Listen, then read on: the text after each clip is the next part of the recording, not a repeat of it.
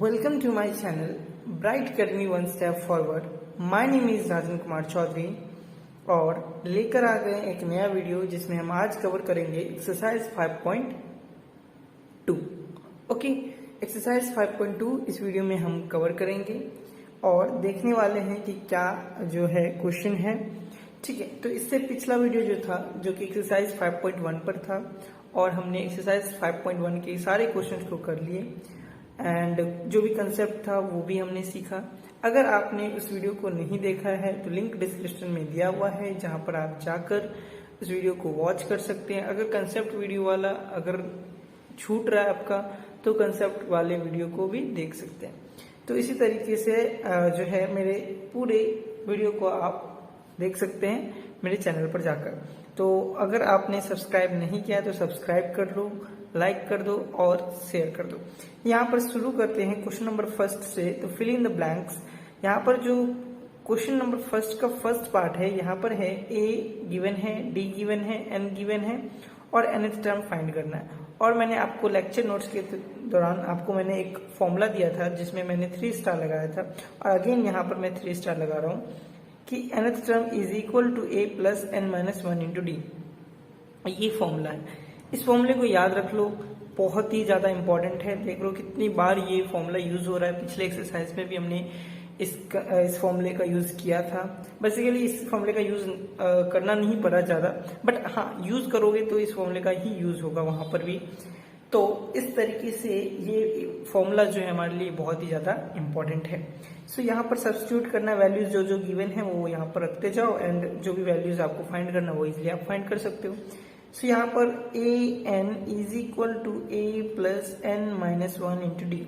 Now A की value given है 7 plus N की वैल्यू है 8 माइनस ऑफ 1 और डी की वैल्यू है प्लस ऑफ 3. सो ये हो जाएगा 7 प्लस 7 इंटू 3. ये होने वाला है हमारे पास 7 plus 21 which is 28. So it means nth term जो वैल्यू है, nth टर्म की जो वैल्यू है विच इज 28. और nth टर्म मतलब n यानी a8 की वैल्यू हमसे पूछ रहा था. तो a8 की वैल्यू क्या हो चुका है हमारे पास 28. आई होप आपको ये समझ में आया होगा. नाउ द क्वेश्चन नंबर 2 पे मूव करें, यानी पार्ट नंबर 2 पे मूव करें. तो पार्ट नंबर 2 में है a की वैल्यू है माइनस ऑफ 18, डी वैल्यू जो कि आपको फाइंड करना है, एन की वैल्यू आपको गिवन है 10 एंड एन की वैल्यू जो है वो 0 है. सो इससे ये पता चल रहा है कि या तो वो एपी डिक्रीज कर रहा होगा या एपी डिक्रीजिंग से इंक्रीजिंग की तरफ आ रहा होगा. ओके, यही हो रहा होगा. दो ही कंडीशन हो सकते हैं, या तो वो डिक्रीजिंग पहले से ही नेगेटिव होगा और देन आगे मूव करते करते वो पॉजिटिव की तरफ आ रहा हो. लेकिन ऐसा भी हो सकता है कि वो शुरू में ही जो है पॉजिटिव हो और लास्ट ज्यादा ज्यादा डिक्रीज कर रहा हो. तो कुछ भी हो वो हम डी से पता कर लेंगे कि डी अगर जो भी आएगा तो हमें पता चल जाएगा कि इंक्रीजिंग है या डिक्रीजिंग है. सिंपली यहाँ पर ए की वैल्यू यानी ए एन की वैल्यू 0 है और एन की value 10. Okay, so a N is 0. Now यहाँ पर मैं यूज कर सकता हूँ ए एन की वैल्यू 10 है तो it means a 10 is equal to A plus 9 into d लिख सकता हूँ. क्यों? क्योंकि n माइनस 1 करूंगा तो 9 ही आने वाला है. तो सिंपली ए 10 की वैल्यू 0 है, ए की वैल्यू माइनस ऑफ 18 है, 9 इंटू डी की वैल्यू फाइंड करना है. ये माइनस ऑफ 18 इस तरफ जाने पर, लेफ्ट हैंड साइड जाने पर ये पॉजिटिव का एडिंग होने वाला है. ये तो पता है ना प्रॉपर्टी, जब कोई राइट हैंड साइड से लेफ्ट हैंड मूव करता है अगर नेगेटिव साइन है तो पॉजिटिव हो जाता है. अगर पॉजिटिव साइन को मूव करवाएंगे किसी अदर साइड तो वो नेगेटिव हो जाएगा. ये फॉर्म आपको पता होना चाहिए. डी की वैल्यू आपके पास आ रहा है 2, तो डी की वैल्यू अगर हमारे पास 2 आ रहा है तो इट मीन्स ये जो है एक इंक्रीजिंग एपी है बिकॉज डी इज पॉजिटिव. ये मैंने पिछले वीडियो में भी बताया था कि अगर डी पॉजिटिव है, अगर डी पॉजिटिव हो तो सिंपली जो एपी हमारा होगा वो एक इंक्रीजिंग एपी बनेगा. ओके, तो यहाँ पर nth टर्म की वैल्यू क्या आया था यहाँ पर 28. जो फिल इन द ब्लैंक्स, इसका मतलब ही होता है जो ब्लैंक खाली है उसको फिल करो, तो इट मीन्स फिल कर दिया. Now the last step, last part आपको करना है सॉल्व. लास्ट पार्ट को क्या करना है आपको सॉल्व करना है. आई थिंक इतने स्पेस में हो जाना चाहिए लास्ट पार्ट भी. सो थर्ड टर्म का भी देख लो.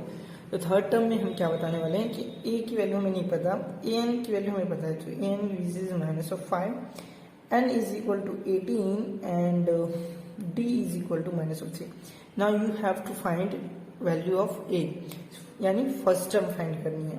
और नाउ 18 की वैल्यू आपको गिवन है, तो a plus 17 into D. Now a which is not given, d 17 into D, D की वैल्यू आपको पास -3 एंड 18 की वैल्यू आपको पास गिवन है -5। नाउ -51 सॉरी एंड -5, और जब ये लेफ्ट हैंड साइड मूव करेगा तो इट मीन्स ये पॉजिटिव होने वाला है, एंड देन ए की वैल्यू आपके पास जो वैल्यू आने वाला है इट मीन्स ये होने वाला है आपके पास 46। Plus of 46 is your answer, plus of 46 is your answer. I think आपको दिख नहीं रहा होगा, now it is clear. Plus 46 is the value of A. Okay, यहाँ पर मैं लिख देता हूँ, अगर नहीं दिख रहा है तो यहाँ पर मैं लिख देता हूँ कि ए की वैल्यू आपके पास 46 आने वाला है। सो बस यहाँ पे फिल कर लो 46। तो एक बार मैच कर लेना आप अपने सॉल्यूशन से कि इज इट राइट और रॉन्ग, बट कंसेप्ट यही यूज होने वाला है। आप एक बार देख लेना, मेरे कैलकुलेशन में भी गलती हो सकता है, बट हाँ जो भी है कैलकुलेशन से मतलब फॉर्मूला यही लगने वाला है, कंसेप्ट यही यूज होने वाला है। हाँ, तो बस आप एक बार खुद से भी इस क्वेश्चन को कर सकते हो। नाउ मूव करेंगे क्वेश्चन नंबर 2 पर और उस क्वेश्चन को देखते हैं। ओके, सो स्टार्ट करते हैं डिस्कशन क्वेश्चन नंबर 2 का। तो क्वेश्चन नंबर 2 है, choose the correct choice in the following and justify. हमें जो भी ऑप्शन गिवन है, ये फर्स्ट क्वेश्चन का ऑप्शन है, सेकंड क्वेश्चन का ऑप्शन मैंने नहीं लिया है। ओके, तो जो भी है आंसर तो आपको सॉल्यूशन से ही पता चलेगा, तो आप मैच कर लेना। तो यहाँ पर जो फर्स्ट क्वेश्चन का ऑप्शन है वो उसमें से चूज करना है करेक्ट ऑप्शन को, और 2 पार्ट मैंने लिया है यहाँ पर। फर्स्ट पार्ट में है the 30th term of the AP. एक एपी दिया है जहां पर हमें 30 टर्म की वैल्यू पूछ रहा है। नाउ द सेकंड पार्ट में हमसे पूछ रहा है 11th टर्म की वैल्यू सिंपली। तो बेसिकली आपको वही फॉर्मूला यूज करना है, इस फॉर्मूले को यूज करना है, दिख रहा होगा। इस फॉर्मूले को यहाँ पर भी यही यूज करना है, n is equal to a plus n-1 into d. तो इसे मैं एक बार अंडरलाइन कर देता हूं ताकि आपको एक क्लियर विजुअलाइजेशन हो सके। तो बहुत ही ज्यादा इंपॉर्टेंट है, remember this. Okay, remember this, तो इसको रिमेंबर रखना है। ओके, नाउ यहाँ पर ए 30th टर्म पूछ रहा है। नाउ द फर्स्ट, अगर हम सॉल्यूशन देखें फर्स्ट का, सिंपल है कि ए की वैल्यू हमारे पास 10 है, और अगर हम डी फाइंड करें तो 7 माइनस 10 विच इज -3, क्योंकि ये एक डिक्रीज हो रहा है। डी देखो डिक्रीज हो रहा है, बिकॉज 10 पॉजिटिव है, देन फिर 7, फिर 4, फिर 3 और फिर 1 होगा। तो इस तरीके से आपको एपी जो है वो एक डिक्रीजिंग एपी मिल रहा है। तो यहाँ पर डी की वैल्यू जो होगा वो एक नेगेटिव होगा, यानी -3। नाउ ए की वैल्यू हमें पता है, डी की वैल्यू पता है, एन की वैल्यू भी तो हमें पता है क्या 30, क्योंकि हमें 30th टर्म फाइंड करना है। So simply substitute the value of 30, which is A30 is equal to A, it means 10, plus 30 minus of 1, which is 29, into minus of 3. So if you calculate this, so it will come out minus 3, 9 3 is 27, and 3 2 is 6, and 2 8, minus of 87. Okay, because negative sign is here. Now 10 plus minus of 87, which is come out to be -77, and the option is C. Yes, so your answer is C, which is -77. Yes, तो यही इसका answer आने वाला है -77। क्यों? क्योंकि आपने जो फॉर्मूला यहाँ पर है उस फॉर्मूले पर वैल्यूज रखा, और जो वैल्यूज आया वही तो आंसर होने वाला है, क्योंकि हमसे पूछ रहा है 30th टर्म पूछ रहा है हमसे, 30th टर्म इस एपी का। तो इस एपी का 30th टर्म तो यही होगा। और क्योंकि और देखो हमें चेक नहीं करना पड़ेगा कि मेरा आंसर सही है कि नहीं सही है। क्यों? क्योंकि हमें पता है कि डिक्रीजिंग एपी है, और डिक्रीजिंग एपी है तो 30th टर्म पर वैल्यू नेगेटिव आएगा, तो 30th टर्म पर वैल्यू नेगेटिव आ रहा है। अगर तो पॉजिटिव टर्म को तो वैसे ही एलिमिनेट कर सकते थे, तो 50% चांस तो वैसे ही एलिमिनेट हो जाता, और 50 सेकेंड में आपको एक एलिमिनेट करना होता। तो सिंपली इजी है, कोई दिक्कत की बात नहीं है। नाउ सॉल्यूशन सेकंड की बात करें तो यहाँ पर 11th टर्म हमसे वैल्यू फाइंड करने के लिए बोल रहा है। नाउ ए की वैल्यू हमारे पास -3 है, एंड डी की वैल्यू अगर हम फाइंड करें तो it will come out 1/2 minus of 3। ये हमें पता है कि आगे भी से पीछे वाले टर्म्स को माइनस करते हैं, तो ये इस तरीके से यूज करना है। ये मत कर देना कि -3 माइनस ऑफ -1/2, नहीं, ये कभी मत। मैंने बताया था ना कि नेक्स्ट टर्म में से प्रीवियस टर्म को माइनस करना, ठीक है। इसके लिए नेक्स्ट टर्म ये है, तो इसमें से इसको माइनस करना, 2 कॉन्जिक्यूटिव टर्म्स का डिफरेंस। ओके, सो डिफरेंस क्या होता है, फाइनल माइनस इनिशियल, सिंपली कर सकते हो। तो ये हो जाने वाला है -1/2 प्लस ऑफ 3, एंड अगर एलसीएम लोगे तो ये हो जाएगा 3 + 2 6 माइनस ऑफ 1 यानी 5/2 विच इज 2.5। यानी आपके पास जो डी की वैल्यू है वो है 2.5 और एक पॉजिटिव है। इट मीन्स जो एपी है वो एक इंक्रीजिंग एपी है, और वैसे भी हमें देखने से पता चल रहा है क्योंकि माइनस माइनस फिर पॉजिटिव आ रहा है, इट मीन्स ये इंक्रीज कर रहा है। सो डी की वैल्यू आपको क्या आ रहा है, आपका क्या आ रहा है 5/2। कैसे, क्योंकि आप एलसीएम लोगे, यहाँ पर एलसीएम लोगे तो 2 और 1 का एलसीएम 2, एंड ये होने वाला है 6 माइनस ऑफ 1 विच इज 5/2, तो ये 5/2 होगा। आई होप क्लियर है। नाउ 5/2, तो डी की वैल्यू में पता है, ए की वैल्यू पता है, नाउ एन की वैल्यू भी तो हमें पता है which is 11। So substitute this value A11 is equal to minus of 3 plus 10 into d which is 5/2, and 2 5 10, 2 5 10, ये कैंसिल किया मैंने मल्टीप्लाई में, तो कैंसिल कर सकते हो। ओके, नाउ यहाँ पर 5 5 25 and minus of 3 which is 22, तो ये 11 की वैल्यू आपके पास आया है। Okay, A11 which is 22। तो आई होप आपको ये समझ में आया होगा। तो डिस्कशन समझ में आ रहा है ना। अगर कहीं पर भी आपको दिक्कत लगता है कि यहाँ पर मुझे समझ में नहीं आया, तो आप तुरंत कमेंट करना इस चीज को, मैं आपके बेहतर के लिए ही कर रहा हूँ, ठीक है। और मैं अपने आप को भी सुधारूंगा ना कि मैं कहाँ गलती कर रहा हूँ, या फिर मैं रिप्रेजेंट अच्छा नहीं कर पा रहा हूँ, या मैं जो भी बता रहा हूँ क्या आपको समझ में आ रहा है कि नहीं आ रहा है, मेरा फास्ट में स्पीड कैसा है, फास्ट है, स्लो है, या कैसा है, मुझे क्या करना चाहिए, तो वो आप मुझे सजेशन दे सकते हैं, कोई बात नहीं है। तो यहाँ पर क्वेश्चन नंबर 1 का डिस्कशन हो चुका है, क्वेश्चन नंबर 2 का भी डिस्कशन हो चुका है। नाउ क्वेश्चन नंबर 3 पे मूव करते हैं, और उसके बाद देखेंगे कि आगे के क्वेश्चन कैसे प्रोसीड करते हैं। ओके, तो क्वेश्चन नंबर 3 को भी डिस्कस कर लेते हैं। तो स्टार्ट करते हैं क्वेश्चन नंबर 3 का, तो डिस्कशन शुरू करते हैं। क्वेश्चन नंबर 3 है हमारे पास, in the following APs find the missing term in the boxes. जो भी बॉक्स खाली है उसके अंदर टर्म आपको फाइंड करना है। इट मीन्स इस टर्म के अंदर कौन सी वैल्यू है वो फाइंड करना है। तो ये एपी है, एपी है, इट मीन्स ये फर्स्ट टर्म होगा, ये सेकेंड टर्म, ये थर्ड टर्म, ये फोर्थ टर्म। ये क्या होगा, ये फर्स्ट टर्म, ये सेकेंड टर्म, ये थर्ड टर्म, एंड ये फोर्थ टर्म। इट मीन्स अगर हम सॉल्यूशन फर्स्ट करें तो एक बार मेरे से पहले आप कर लो, एक बार करके बैठ जाओ, शांति से बैठ जाओ, एंड देन मैंने वीडियो को देखते सुनते जाओ, ईयरफोन लगा के, जो भी है जहाँ पर भी हो आप सुनते जाओ, ठीक है। यहाँ पर देखो, हमें फर्स्ट टर्म गिवन है, कैसे पता चला, क्योंकि एपी में है तो हमें पता है कि ये फर्स्ट टर्म होता है। फर्स्ट एपी का जो फर्स्ट टर्म है वो फर्स्ट एडवांस एपी में जो फर्स्ट डिजिट लिखा होता है, जो भी वैल्यू है वो एक फर्स्ट टर्म होता है, ये सेकेंड टर्म, ये थर्ड टर्म, इस तरीके से। तो ये A1 की वैल्यू हमें पता चल गया 5 है, और A4 की भी वैल्यू हमें पता चल गया 9 क्वोशिएंट 1/2 है। 9/2 को लिख सकता हूँ 19/2, क्यों, क्योंकि 9 2 जा 18 + 1। इसको किस तरीके से एक्सपेंड करते हैं पता है ना, नहीं पता है फिर से मैं बता रहा हूँ। यहाँ पे देखो, वैसे ये बच्चों का खेल है, तो ये 9 पहले क्या करना है, इन दोनों को मल्टीप्लाई करना है, तो 9 × 2, फिर 1 ऐड करना है, जो भी ऊपर होगा उसको ऐड करना है, 1 हमेशा नहीं ऐड करना है, एंड डिवाइडेड बाय 2, ये नीचे ही रहेगा, तो इट मीन्स 19/2 होगा। ओके, सो A4 की वैल्यू में पता चल गया 19/2, A1 की वैल्यू में 5 है, तो हमें फाइंड क्या करना है, हमें फाइंड करना है A2 की वैल्यू और A3 की वैल्यू, ठीक है। तो एक तो ये हो सकता है आपके पास अप्रोच की, अगर D पता चल जाए तो सिंपली आप प्रीवियस टर्म में D कांस्टेंट टर्म ऐड करो तो नेक्स्ट टर्म मिल जाएगा, जब ये मिल जाएगा तो फिर इसमें D ऐड कर देंगे तो ये मिल जाएगा। तो बेसिकली आपको क्या फाइंड करना है, D की वैल्यू फाइंड करना है, सिंपल। तो बस D की वैल्यू फाइंड करने के लिए फॉर्मूला यूज करते हैं, A4 = A + 3D यूज कर सकता हूँ।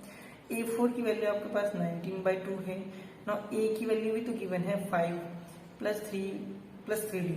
नाउ यहाँ पर 19/2 माइनस ऑफ 5 = 3D, ये होने वाला है 9/, बिकॉज इन दोनों का एल्सियम 5/1 एंड 19/2, 2 और 1 का एल्सियम 2, विच इज 19 माइनस, लिख ही देता हूँ भाई बच्चों, दिक्कतें होंगी तुम लोगों को।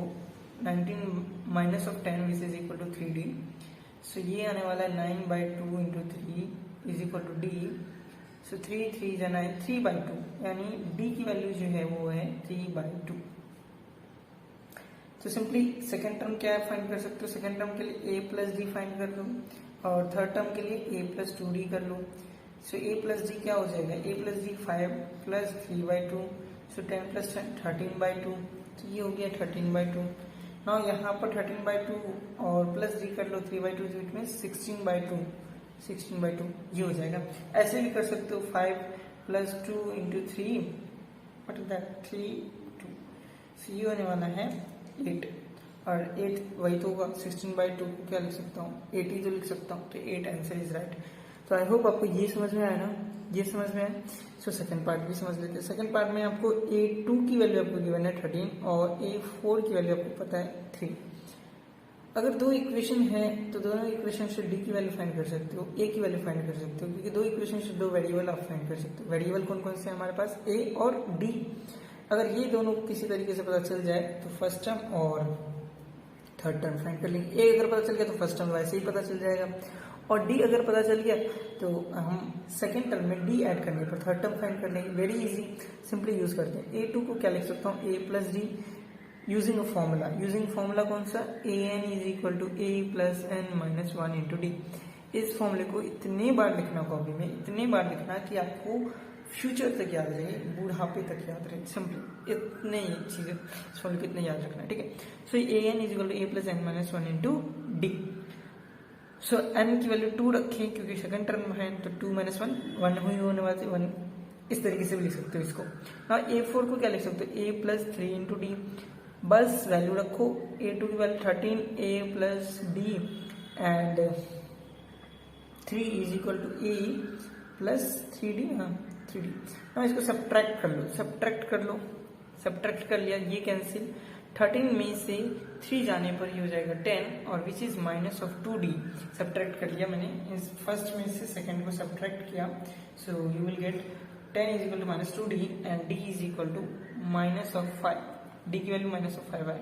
या तो ये मेथड कर सकते हो सब्ट्रैक्टिंग वाला। अगर सब्ट्रैक्टिंग वाला समझ में नहीं आया, कि बच्चों को समझ में नहीं आया, वो ऊपर से गया होगा कैसे माइनस कर दिया, ये कैसे हो गया कि ये कैसे, तो समझ में नहीं आया तो कोई बात नहीं। दो इक्वेशन है तो किसी इक्वेशन से a की वैल्यू फाइंड कर लो। तो 13 is equal to a plus d है, तो a की वैल्यू निकाल लो। a इज इक्वल टू क्या हो जाएगा, 13 minus of d। Now a की वैल्यू जो है उसको सेकंड इक्वेशन में पुट कर दो, तो 3 is equal to a plus 3d है, तो a की वैल्यू 13 माइनस ऑफ d रखो and 3d which is 3। Now अब यहाँ पर इजी हो जाएगा आपके लिए, which is 13 minus of d plus 3d, minus d plus 3d which is 2d which is 3। अब ये यहाँ पर जाने पर ही हो जाएगा minus of 10 is equal to 2d, so d is equal to minus of 5। तो अब जो मेथड आपको इजी लग रहा है वो मेथड ये होता है सब्स्टिट्यूटिंग मेथड, जो कि आप चैप्टर अभी 3 आपने नहीं पढ़ा है।